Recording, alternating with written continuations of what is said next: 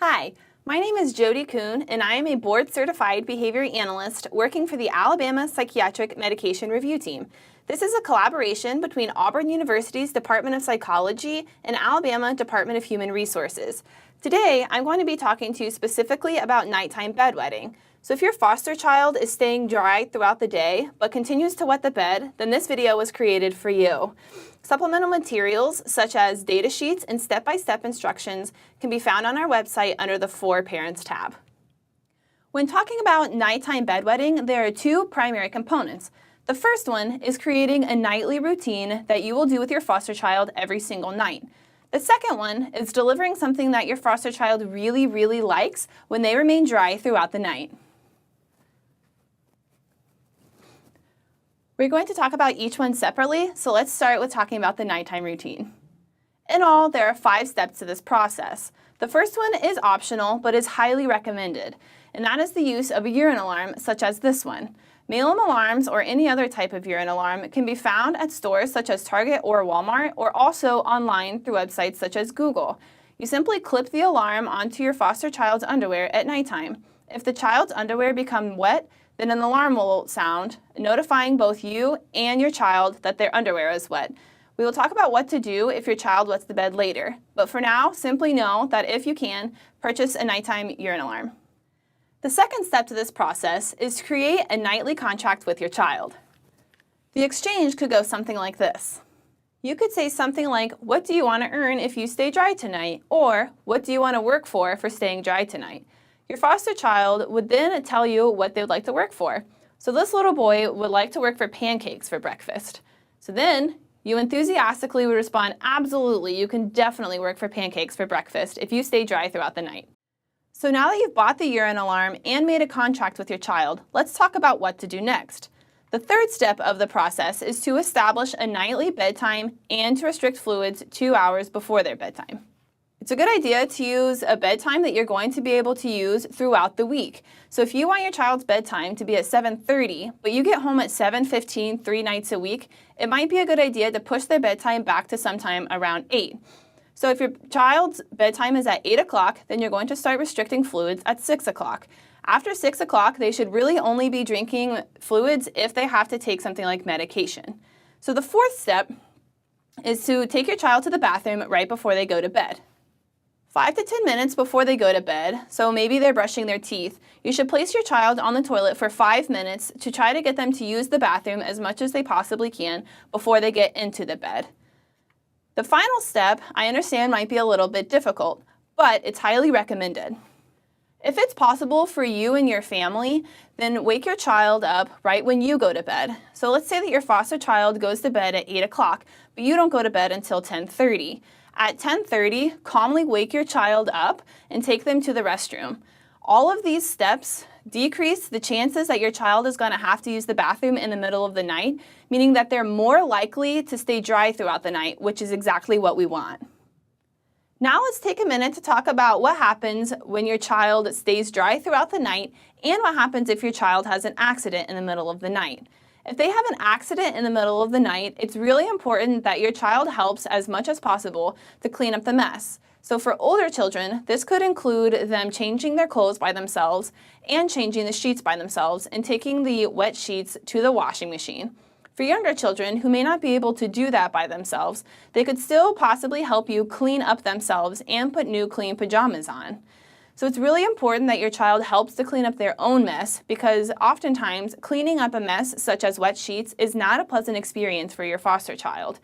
If they don't want to help do the task, such as changing the sheets or help cleaning up their own mess, then they're less likely to make the mess, which in this specific example would be wetting the bed in the night. Now let's talk about what happens if your child stays dry through the night, which is our goal with this type of program. If they stay dry, then now is the time to throw a party.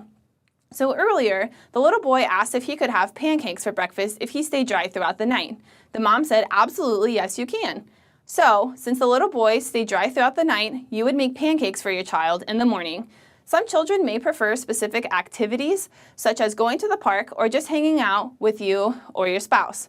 You could use anything that your child really likes, just make sure that whatever reward you choose, your foster child really enjoys. The final step is to fill out your data sheet each and every night. This is really important because it helps you and your foster child see the progress that they're making. It can also be extremely important and beneficial to other professionals, such as your child's doctor or someone like me, a behavior analyst. In its entirety, the data sheet that is on our website looks like this, but we're going to walk through it while it's a little bit smaller. So as you can see, there are 4 different columns. The first column is simply where you would write the date. So let's say that today is October 5th.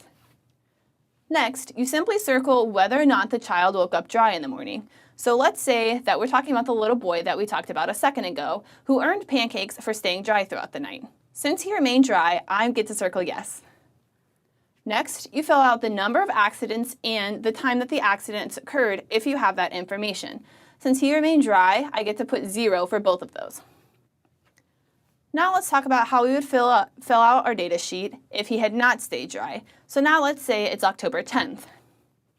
Since he did not remain dry throughout the night, I'm going to circle no. Let's say that he had 2 different accidents in the night, so I'm going to write 2 in this column. And let's say that he was wet when I woke him up at 10:30 at night, and then the urine alarm went off again at 3 o'clock in the morning. Knowing when your child has an accident is really important to professionals like myself because that allows us to see if there's a specific pattern in when your child wets the bed at nighttime, and then we can make adjustments to your child's routine if we need to. I want to briefly touch on the use of rewards. Like I mentioned before, it's really important that your child gets something that they really like when they do something such as staying dry throughout the night. Remember, the more motivated that your foster child is, the more willing they are to work really hard to do difficult things such as staying dry throughout the night. Different rewards mean different things to different people. Some children, like the little boy that we talked about earlier, may really like certain foods such as French toast sticks or pancakes. Other children may instead choose games or a tablet such as this one. Other children simply like different types of fun activities, such as going to the park or a fun time of activity with mom and dad.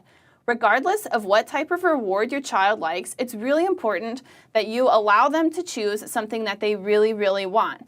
Once again, the more motivated they are by the activities or the rewards that they get for working hard, the more willing they are to do really hard work. Today, I walked you through a basic intervention for how to teach your child to stay dry throughout the night. First, we talked about creating a nightly routine that you're going to do at the same time every single night with your foster child. Next, we talked about delivering rewards that your foster child really likes when they stay dry throughout the night. We then talked about how to respond when your child does have an accident at nighttime. Remember, your child should clean up their mess as much as they can by themselves. Though you may have to help, it's really important that your child either helps change the sheets or clean themselves. We then talked about what to do when your child stays dry. So now would be the time that you would deliver the rewards, such as their favorite breakfast or their favorite activity. All of this information, along with data sheets and step-by-step instructions, can be found on our website under the For Parents tab. We understand that each child is unique and some may require a little extra assistance or help than others will. That's completely fine and we're here to help. If you're still having difficulties keeping your child dry throughout the night, please head on over to our Contact Us tab on our website. You can find your county and then you can fill out the form, or you can simply send an email to the person listed under the county that you live in. These procedures, just like you've seen in other videos, are based on research. So even though we change the procedures a little bit to best help your needs, they still should produce similar results. We wish you the best of luck throughout this process, and thank you so much for watching.